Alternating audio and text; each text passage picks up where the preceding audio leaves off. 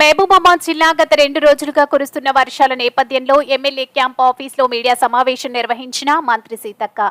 జిల్లాలో ఎప్పుడు ఊహించని వర్షపాతం నేడు నమోదైంది. మహబూబాబాద్ పట్టణంలో కూడా పెద్ద ఎత్తున వరద బీభత్సం సృష్టించింది. వాగులను డైవర్ట్ చేసే విధంగా పట్టణంలో నిర్మాణాలు జరిగాయి. మహబూబాబాద్లో చెరువులు కబ్జాలకు గురవుతున్నాయి. ప్రణాళిక లేకుండా నిర్మాణాలు జరగడం వల్లనే జల ప్రళయం ఇబ్బందులకు గురిచేస్తుంది. గత 10 సంవత్సరాలలో జిల్లా కేంద్రంలో అనేక భూములు కబ్జాలకు గురయ్యాయి. పురుషోత్తమయ్య గూడెంలో కారు వాగులో పడి యువ సైంటిస్ట్ అశ్విని మృతి చెందడం రాష్ట్రానికి తీరని లోటు. అశ్విని కుటుంబానికి రాష్ట్ర ప్రభుత్వం అండగా ఉంటుంది. రాష్ట్ర వ్యాప్తంగా నష్టపోయిన రైతులను ఆదుకుంటాం.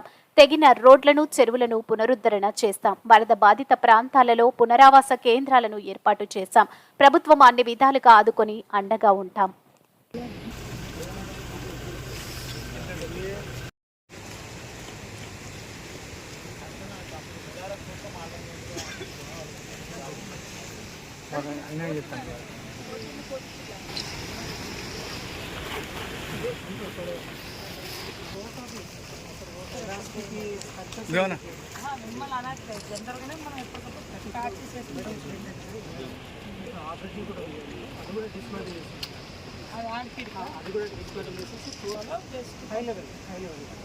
చాలా పడుతుంది లాక్స్ వచ్చిన మనకి మేజర్ ప్రాబ్లం అదే అన్ని ఆ కర్రలన్నీ వచ్చేసి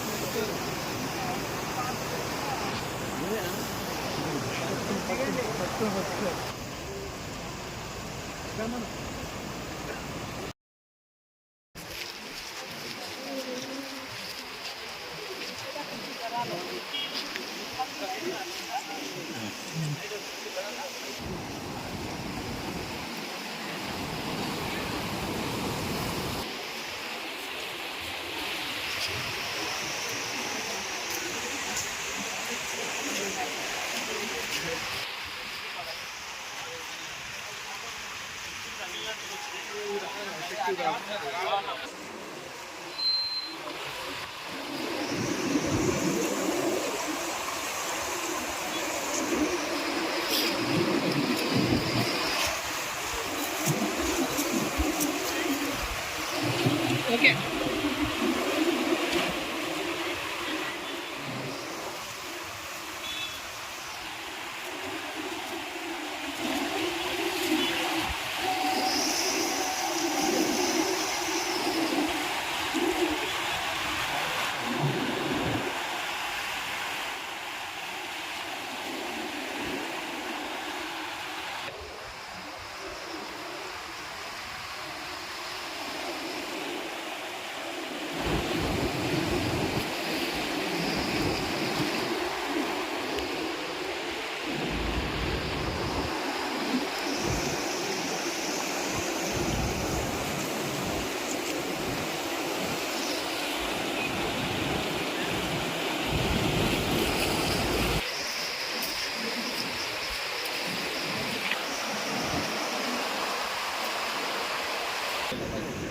అంటే ఊరొక్కటి తెలియదు.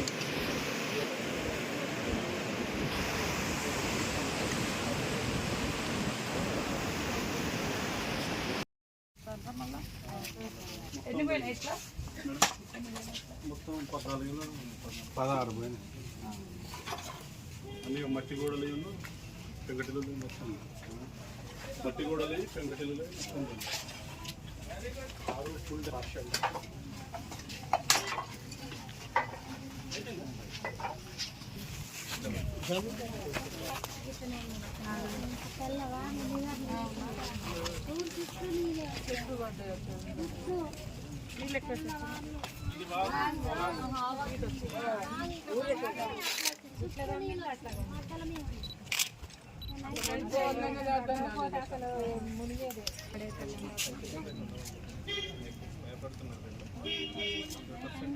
పటేలు చేద్దాం, అందరు ఇండ్లు పెట్టిద్దాం ఈసారి కొద్దిగా దసరా వెళ్ళిన తర్వాత పెట్టిద్దాం. ఇప్పుడు కూడా ఏదైనా చూసి పంపుతారు.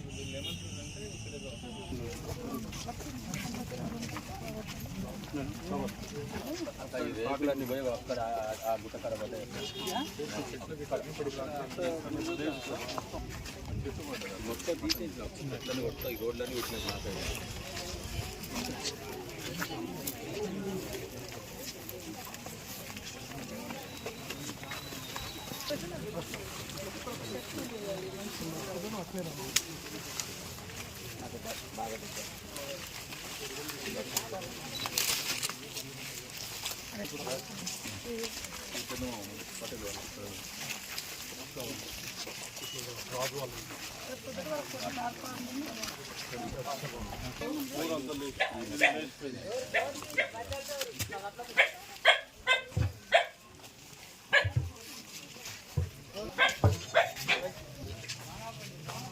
చిన్న బాగానే ఉంది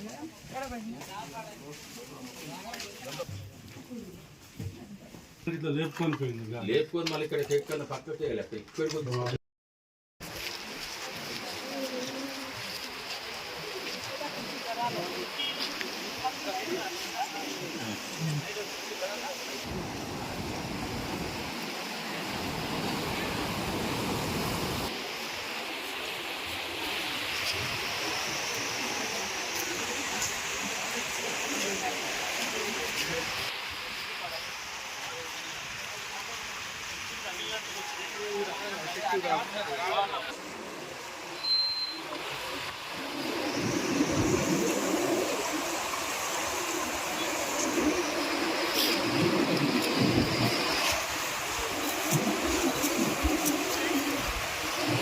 ఓకే.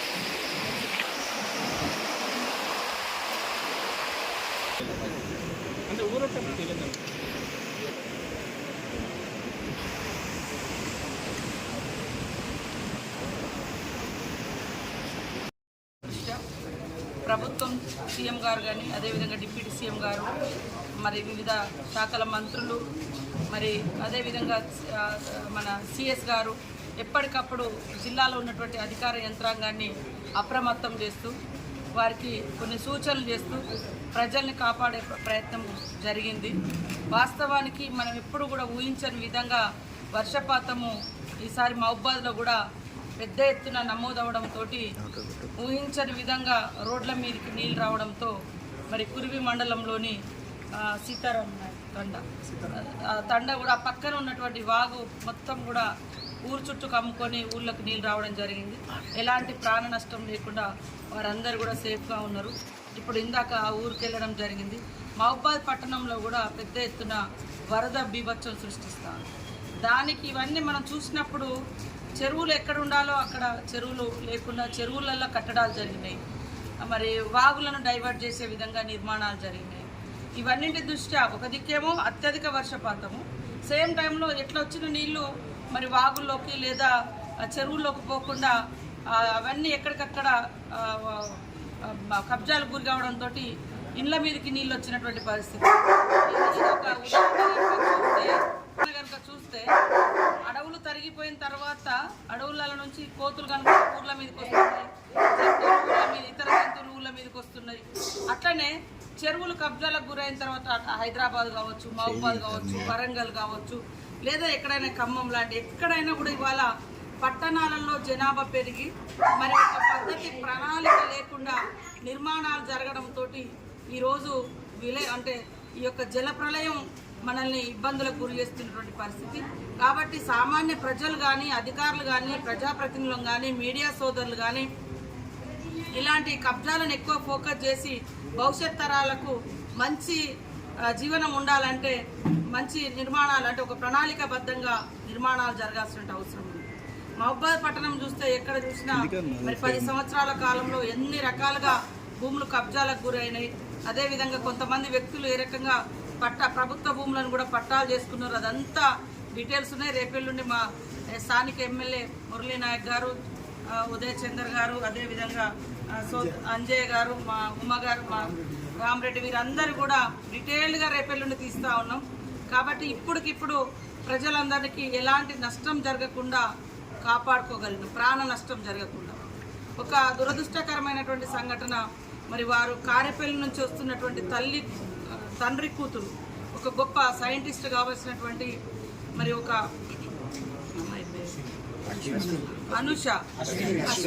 అశ్విని వారి ఫాదరు మోతీలాల్ గారు, అశ్విని మోతీలాల్ గారు మరి ఉదయం 4-5 గంటల మధ్య ఎయిర్పోర్ట్కి వెళ్ళాలి. అదేవిధంగా ఆమె ఒక ప్రజెంటేషన్ ఉంది వేరే రాష్ట్రంలో, దానికి అందుకోవాలనేటువంటి ఉద్దేశంతో పాప ఆ వరద చూడకుండా అందులోకి వెళ్ళడం జరిగింది.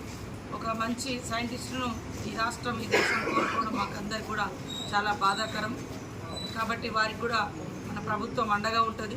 ముఖ్యంగా ప్రజలకు, రైతులకు అందరికీ ఒకటే విజ్ఞప్తి, ఇలాంటి కష్టకాలంలో గుండె నిబ్బరంతో, సంయమనంతో మనమందరం ఫస్ట్ మనల్ని మనం కాపాడుకుంటూ ఇతరులకు చేయూతనిస్తూ ఇలాంటి విలయాల నుండి, విపత్తు నుంచి ప్రజల్ని కాపాడుకోవాల్సినటువంటి బాధ్యత ఉంది. ఇటు అధికార యంత్రాంగం కూడా ఎక్కడికక్కడ పోలీస్ కానీ, కలెక్టర్స్ కానీ, ఇతర కింది స్థాయి ఎంపీడీఓలు, ఎంఆర్ఓలు, ఎస్ఐలు, సిఐలు, సెక్రటరీలు అందరూ కూడా వాస్తవానికి మొన్నటి నుంచి ఇదే పనిలో ఉన్నారు.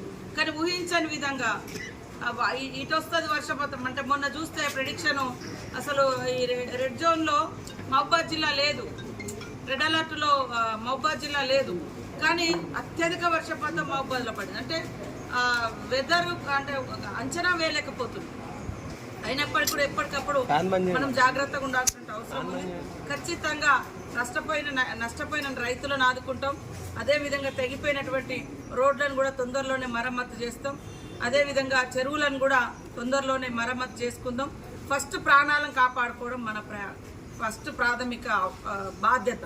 కాబట్టి అందరు మీడియా కానీ, స్వచ్ఛంద సంస్థలు కానీ, వ్యక్తులు కానీ, వ్యవస్థలు కానీ ఇప్పుడున్నటువంటి పరిస్థితుల్లో ఒకరి మీద ఒకరు రాయేసుకోవడం కాకుండా ఫస్ట్ ప్రజల్ని కాపాడడం కోసం, అదేవిధంగా ఆ గ్రామాలను కాపాడడం కోసం మనకు చేతనైన పద్ధతిలో మనము ముందుకొచ్చి పనిచేయాల్సిన అవసరం ఉందని తెలియజేస్తూ, రాత్రి మేము రావడం జరిగింది. వాస్తవానికి నిన్న పొద్దునంతా కూడా మీకు అందరూ తెలుసు, ఎప్పుడు వరదలు వచ్చినా మా ములుగు అనేది అతలాకుతలమైనటువంటి పరిస్థితి. దాంతో మేము గత 2 నెలల నుంచి కూడా ఎప్పటికప్పుడు అలర్ట్ చేసి మండలాల వారీగా టీమ్స్ ఏర్పాటు చేసుకొని ఏ రోజు వర్షం పడ్డా ఆ ఊర్లలో అధికారులను రాత్రి నైట్ అంటే పెడతా ఉన్నాం. సో అట్లాంటి జాగ్రత్తలు తీసుకున్నాము. అదేవిధంగా పెద్ద ఎత్తున 1000 చెట్లు మేడారం ప్రాంతంలో గాలి, ఒక విపరీతమైనటువంటి గాలి వచ్చి మరి చాలా 100 ఏళ్ల నాటి చెట్లు కూడా ఈసారి మొత్తం కూలిపోయినాయి. తర్వాత జంపన్న వాగు చుట్టుపక్కల కూడా వరద బీభత్సం వచ్చింది. ఒక ఊర్లో మొత్తం ఇండ్లు లేచిపోయినటువంటి పరిస్థితి. ఇవన్నీ సందర్శించుకొని మేము ఇక్కడికి మరి రావడానికి కూడా వాస్తవానికి రస్తా లేదు. ఈ అటు మహబూబాద్ నుంచి, మరిపేడ నుంచి రస్తా కట్ అయింది, రావడానికి ప్రయత్నం చేసినాం. ఇట్లా గూడూరు నుంచి రావడానికి కూడా ప్రయత్నం చేసినాం. జమాన్లపల్లి దగ్గర కూడా ఆపింది. అయినా కూడా ఇంకొక రూటు వెతుక్కొని మురళీ నాయక్ గారు, నేను రాత్రి ఇక్కడికి వచ్చి సంబంధిత అధికారులందరినీ కూడా మరి పిలిచి రివ్యూ చేసి అలర్ట్ చేసి ఇంకా ఎట్లా జాగ్రత్తలు తీసుకోవాలని కూడా చెప్పడం జరిగింది. నిన్న ఉదయం నుంచి కూడా ఎప్పటికప్పుడు మేము కలెక్టర్ గారితో, ఎస్పీ గారితో కాంటాక్ట్లు ఉంటూ వాళ్ళకు కూడా కొన్ని సూచనలు చేయడం జరిగింది. ఇప్పటి వరకు అందరం అంటే సంతోషించదగ్గ విషయం ఏంటంటే ఇక్కడ లోకల్గా ప్రాణ నష్టం జరగలేదు. ఒక బాధాకరమైన సంఘటన, అటు ఇల్లందు నుంచి వస్తున్నటువంటి మోతీలాల్ గారు, వారి కూతురు మరి ఆ రోడ్డు కరెక్ట్ ఉందని ఆ రోడ్డు మీదకి తెల్లారగట్ల వెళ్ళడంతో అక్కడ ఈ వాతావరణం తెలియక అప్పటికి మనకు రాత్రి వర్షం పడ్డది, ఎక్కడ ఏమైందో ఎవరికి తెలియదు. తెల్లారినాకనే మనం అందరికీ అర్థమైంది. సో ఈ సిచ్యువేషన్లో అయింది. ఏదేమన్నా కూడా రాష్ట్ర వ్యాప్తంగా ఉన్నటువంటి రైతులు కానీ, ప్రజలు కానీ ధైర్యంగా ఉండాలని, ధైర్యంతో ఉంటే ఏదైనా మనం సాధించుకోగలుగుతాం. అందుకే మానసికంగా ఇబ్బంది పడకుండా, బాధపడకుండా ధైర్యం తెచ్చుకోండి. గవర్నమెంట్ మీకు సపోర్ట్గా ఉంటుందని తెలియదు.